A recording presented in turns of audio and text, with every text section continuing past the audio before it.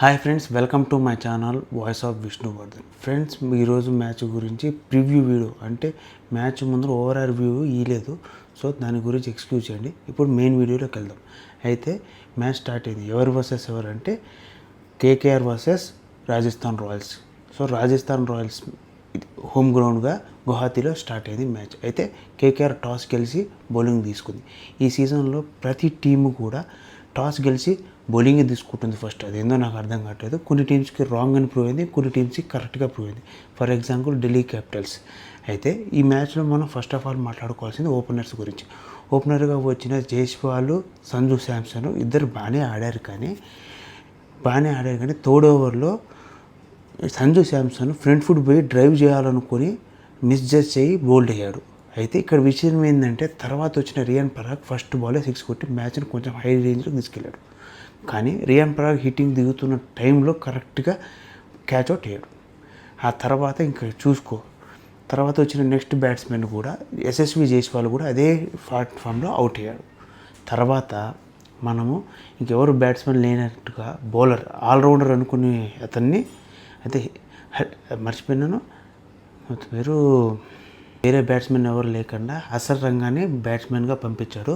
అయితే అతను కూడా చేతులు ఎత్తేసి ఓవరాల్గా 9.5 ఓవర్స్ అంటే 10 ఓవర్స్ కంప్లీట్ అయ్యే లోపల 76 for 4 ఓవరాల్గా హాఫ్ టీమ్ ప్రివిజన్ చేరుకుంది.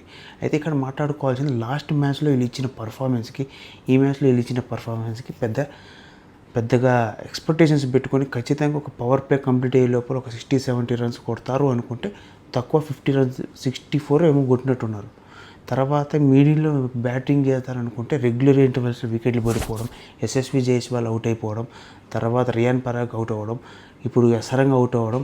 సో మ్యాచ్ ఏంటంటే ఓవరాల్గా మిడిల్ ఆర్డర్ అంటే థర్డ్ డౌన్ నుంచి వచ్చిన వాళ్ళందరూ కొలాప్స్ అయిపోయారు. ఫస్ట్ డౌన్లో ఓ పార్ట్నర్షిప్ నిలబెట్టినా కూడా తర్వాత కొద్దిసేపు పార్ట్నర్షిప్ క్రియేట్ అవ్వాలి చేస్తున్నా కూడా వికెట్లు పడిపోయినాయి. వీళ్ళు ఏంటంటే మనం మెయిన్గా మాట్లాడుకోవాల్సింది కేకేఆర్ బౌలింగ్ గురించి. కేకేఆర్ ఏం చేస్తుందంటే రెగ్యులర్ ఇంటర్వెల్స్లో వికెట్స్ తీయడం, పార్ట్నర్షిప్ బిల్డ్ అవుతున్న టైంలో మంచి వికెట్స్ తీయడం చేస్తుంది. దానివల్ల ఏంటంటే కేకేఆర్ ఇప్పుడు కమాండింగ్ పొజిషన్లో ఉంది. ఓవరాల్గా 10 ఓవర్స్ కంప్లీట్ అయ్యేటప్పటికి 76 for 4 7.64 రన్ రేట్తో రన్ అవుతుంది మ్యాచ్. అయితే మనం ఏం ఎక్స్పెక్ట్ చేస్తున్నానంటే ఇప్పుడు వచ్చిన ఇద్దరు బ్యాట్స్మెన్స్ వాళ్ళు మినిమం 14 to 15 ఓవర్స్ దాకా నిలబడి తర్వాత లాస్ట్ డెత్ ఓవర్స్లో కనీసం హిట్టింగ్ చేయగలిగితే 180 నుంచి 190 దాకా పోతుందని ఎక్స్పెక్ట్ చేస్తున్నాను. ఇన్ కేస్ వికెట్లు మళ్ళీ కొలాప్స్ అయితే మేబీ 160 నుంచి 170 దగ్గర స్కోర్ కట్టెడ్ అవ్వచ్చు. కానీ ఇక్కడ మాట్లాడుకోవాల్సిందంటే ఇక్కడ పిచ్ ఫ్యాక్టర్ కూడా ఒకటి పనిచేస్తుంది కదా.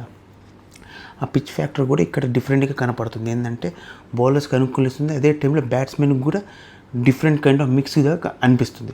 సో ఇప్పుడు ఏంటంటే బ్యాటింగ్ గ్రీస్లో ఉంది Jurel and Rana.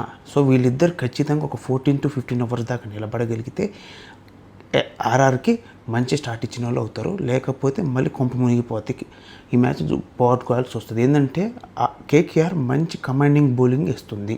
So friends, మీకు కానీ వీడియో నచ్చితే లైక్ చేసి subscribe to my channel voice of Vishnuvardhan.